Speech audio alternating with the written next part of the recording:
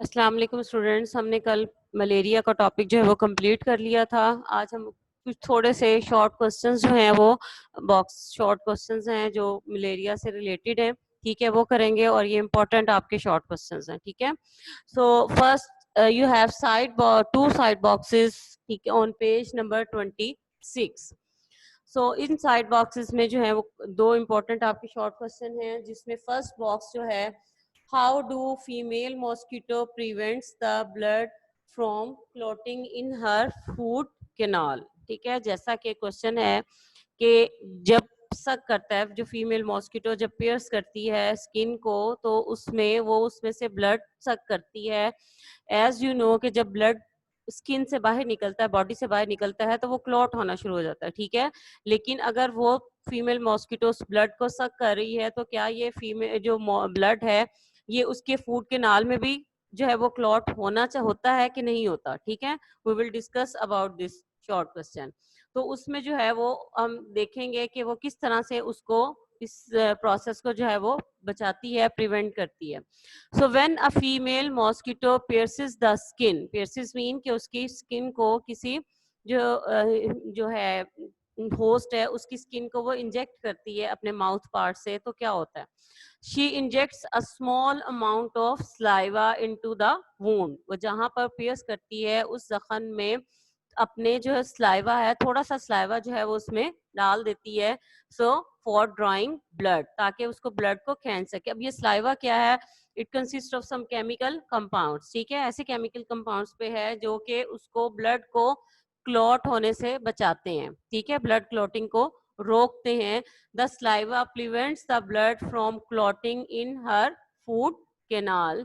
जो होस्ट का वो ब्लड सक कर रहे हैं मॉस्किटोस, उसको उनके अपने ही फूड कैनाल में क्लॉट होने से वो बचाता है। इस तरह से जो ब्लड जिस फॉर्म में वो सक करते हैं उसी फॉर्म में उनके फूड कैनाल में एंटर हो जाता है, ठीक है। शॉर्ट क्वेश्चन जो है वो आपके नोट्स में गिवन है, लिखे हुए शॉर्ट क्वेश्चन, बल्कि आंसर्स भी आपके लिखे हुए हैं, so you can learn from your notes also. So again I am going to repeat, when a female mosquito pierces the skin with her mouth parts, she injects a small amount of saliva into the wound after drawing blood. The saliva prevents the blood from clotting in her food canal. उसको saliva के अंदर ऐसे chemical compounds हैं जो कि उसको clot होने से बचाते हैं।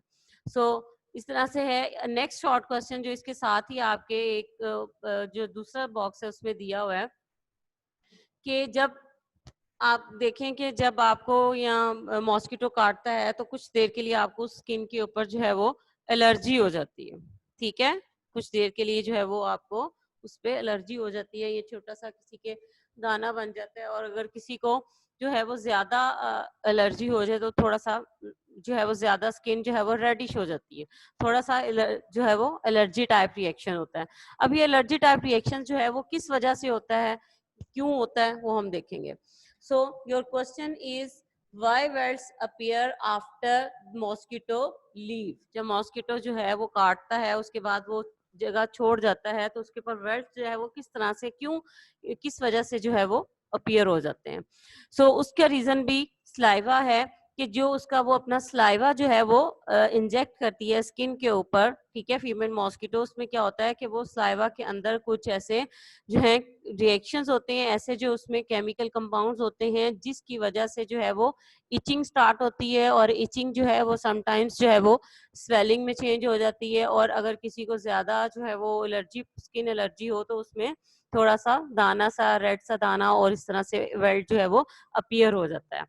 सो the welts appear, the welts that appear after mosquito leaves is not a reaction to the wound, वो उस wound की वजह से नहीं है, but an allergic reaction to the saliva, जो वो saliva मॉस्किटो का saliva जो है उसकी against एक allergic reaction है। In most cases the itching sensation and swelling subside within several hours, कुछ घंटों के बाद या अगर ज्यादा तो एक दिन या 2 दिन के बाद जो है वो स्किन ठीक हो जाती है, बिकॉज वो एलर्जिक रिएक्शन खत्म हो जाते हैं और उसके साथ ही स्किन जो है वो आपकी ठीक हो जाती है।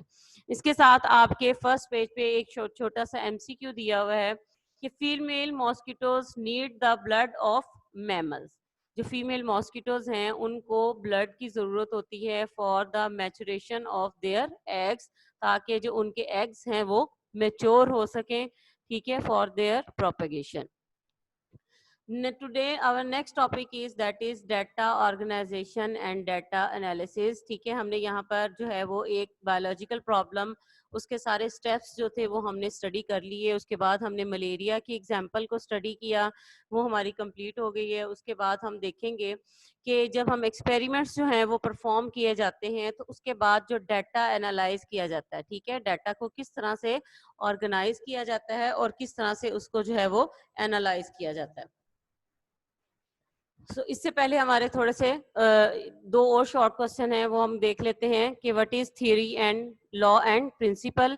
उसमें हम देखेंगे कि जब एक एक्सपेरिमेंट परफॉर्म किया जाता है, उस एक्सपेरिमेंट को परफॉर्म करने के बाद बार बार जो है वो एक एक्सपेरिमेंट से एक हाइपोथेसिस जो है जब प्रूव हो जाए कि ये हाइपोथेसिस जो है वो ठीक है, अब इसको रिजेक्ट नहीं किया जाता, तो उसको हम फिर थ्योरी का नाम देते हैं.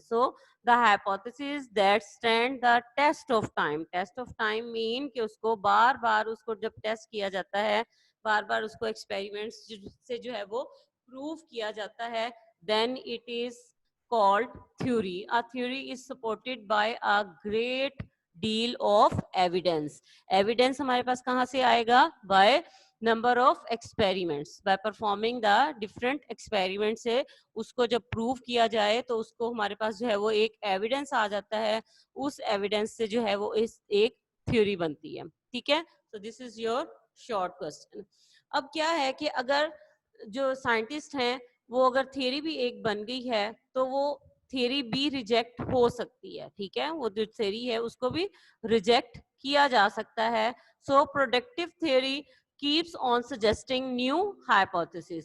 उसकी बेस पर जो है वो नए हाइपोथेसिस जो है वो बनते हैं और फिर उनको दोबारा से टेस्ट किया जाता है. ठीक है, अब अगर थ्योरीज को एक थ्योरी जो है उसको बार बार टेस्ट किया गया है, बार बार एक्सपेरिमेंट से उसको प्रूव किया गया, ठीक है, so if a theory survive such doubtful approach and continues to be supported by experimental evidence. ठीक है, एक थ्योरी जो हमने एक्सपेरिमेंट से पहले बनाई थी, उसके बाद उसको कोई और बायोलॉजिस्ट आया है, कोई और साइंटिस्ट जो हैं उसको दोबारा टेस्ट कर रहे हैं.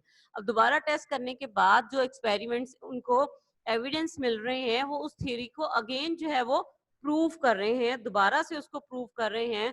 सो इट मींस कि वो जो थ्योरी है वो ठीक है, दैट इज प्रूव्ड.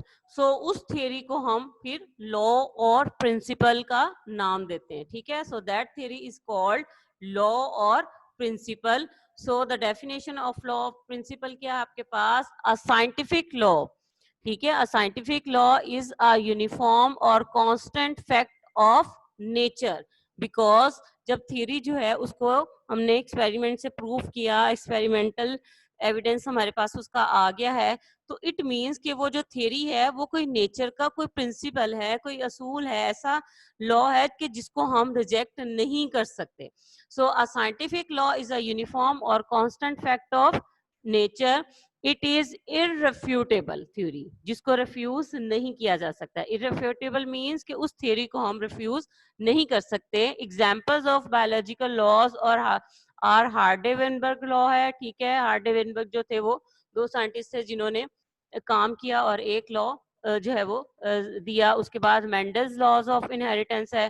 ठीक है, उसमें भी उसने बहुत काम किया. और इस तरह से डिफरेंट जो नेचर के लॉज हैं, ठीक है, वो क्या बन जाते हैं, जो कि अब नेचर के प्रिंसिपल्स के ऊपर डिपेंड करते हैं. इसलिए जब लॉज और प्रिंसिपल्स बन जाते हैं फिर उनको दोबारा से टेस्ट नहीं किया जा सकता. ठीक है, बिकॉज दे जो उनके जो डिफरेंट स्टेप्स होते हैं, टेस्टिंग स्टेप्स हैं, वो उनसे गुजर कर अब जो नेचर के रूल्स हैं, नेचर के जो फैक्ट्स हैं, उनके ऊपर वो डिपेंड कर रहे हैं. So there is definition of law और प्रिंसिपल. साथ आपने एग्जांपल्स जो है ऐड करनी है. ये शॉर्ट क्वेश्चन भी आपके नोट्स में गिवन है. ठीक है, so these were the 4 short questions. आपने इन शॉर्ट क्वेश्चंस को लर्न करना है and you will do the written practice also.